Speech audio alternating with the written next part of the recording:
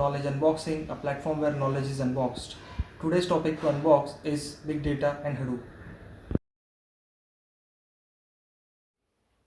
Let's get started. So what is Big Data? Big Data can be defined as a term or a concept which describes large amount of data which can be structured, semi-structured or unstructured and cannot be processed using a traditional computing techniques. Big data can also be defined using three V's: volume, velocity, and variety. Let us see in details. First one is volume. Big data is about volume, a volume of data that can reach to unprecedented heights. 10 or 15 years ago, terabytes was qualified as a high volume of data. But these days, big data is closer to exabytes, which is 1 million terabytes, or petabytes, which is 1000 terabytes. As we all know that data is getting generated by various sources like sensors, social media, emails, log files, etc. Alone Facebook generate 4 petabytes of data per day. This is huge volume of data. There are various other sources, so you can think how big volume of data will be generated. By end of this year, that is 2020, around 40 zettabytes of data will be generated. Second one is velocity. Velocity essentially measures how fast the data is coming in. As we have seen, there are several different sources which generates the data, and data is generated rapidly. For instance, sensor is emitting data per second. You can imagine a business handling credit card transaction as a service which has growing number of clients, or a machine learning service that is constantly learning from a stream of tick level data to learn and predict values of stocks. The resulting importance of it has changed the way we see the data. Guys, I have worked on a couple of big data projects and I have seen that there is a huge volume of data coming in, and the rate with which it is coming in is also really fast. Third one is variety. Variety in terms of big data refers to all the structured, semi-structured and unstructured data that has a possibility of getting generated either by humans or machines. The most commonly added data are structured data like text, tweets, pictures, videos, but there are also unstructured data like email, voicemails, handwritten text, ECG reading, etc. So these three makes big data. But it also seems that big data is a problem, right? So what is solution to this problem? Well, solution to this problem is Hadoop. So what exactly is Hadoop? Hadoop is an open source framework designed for a distributed storage and processing of very large data sets across the cluster of commodity hardware. So what is commodity hardware? Commodity hardware is a computer hardware that is affordable and easy to obtain, just like laptop and PC that we use on day-to-day basis. And it does not need any high reliable hardware like servers. Hadoop is highly reliable, scalable, and fault tolerant. As we have seen that Hadoop is an open source software framework designed for distributed storage and processing. For distributed storage and processing, it has two core components: HDFS and MapReduce. So let us see HDFS and MapReduce in detail. So what is HDFS?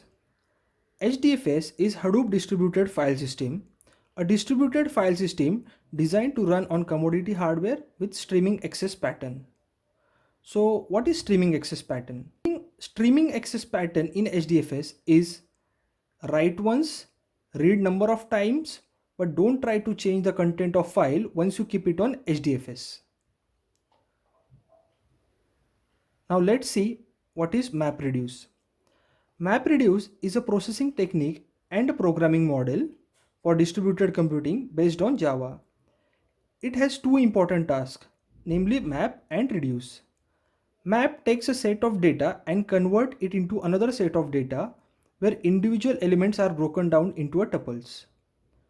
A MapReduce algorithm contains two important tasks, namely map and reduce.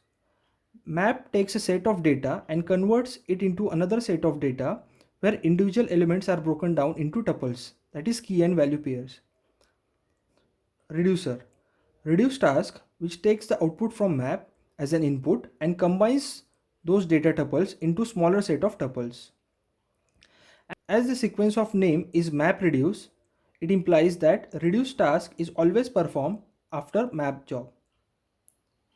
In between map and reduce, there is also a phase called as shuffling and sorting. Let me explain you this MapReduce phase and shuffling and sorting phase with an example.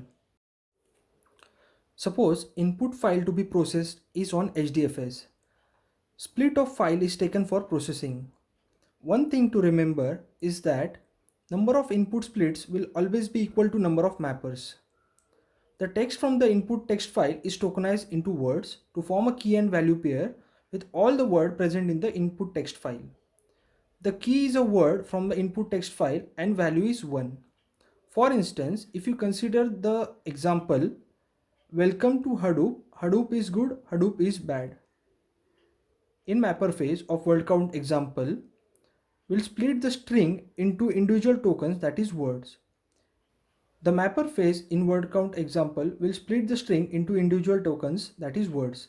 In this case, the entire sentence will be splitted into 9 tokens, one for each word, with a value 1 as shown on screen in a mapper phase. After the map phase execution is completed successfully, shuffle phase is executed automatically, wherein key and value pair generated in the map phase are taken as input and then sorted in alphabetical order. After the shuffle phase is executed, from the example output you can see on screen the shuffling and sorting phase. In reduce phase, all the keys are grouped together and the values for similar keys are added to find the occurrence of particular words. It is like an aggregation phase for keys generated by the map phase. The phase takes the output of shuffle phase as an input and then reduces the key and value pair to a unique keys with values added up. In our example, welcome to Hadoop, Hadoop is good, Hadoop is bad, Hadoop is repeated thrice, is repeated twice, word is repeated twice, and rest all the words are repeated only once. After the execution of reduce phase in MapReduce phase, it appears that key is only once and value which are added are shown in the reduce phase on screen.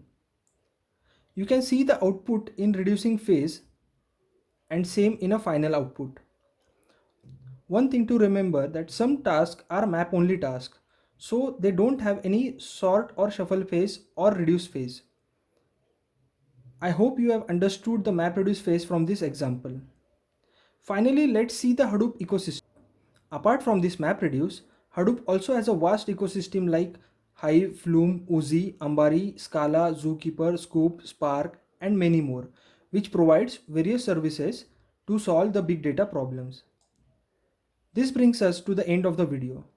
So if you have learned something watching this video, please like, comment and share the video. Also don't forget to subscribe my channel. Thank you.